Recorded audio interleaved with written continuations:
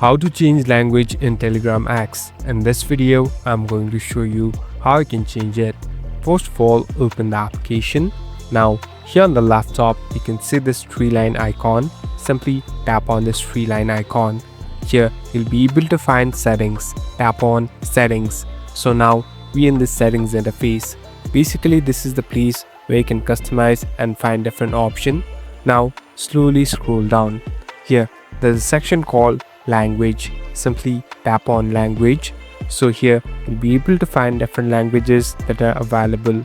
So you can simply select the one that you want to change into. So here I'm selecting one. Now it will take some time, and as you can see, the whole interface is changed to the language that I have just selected, and it's all set to go. Thank you for watching this video. I hope this video will help you.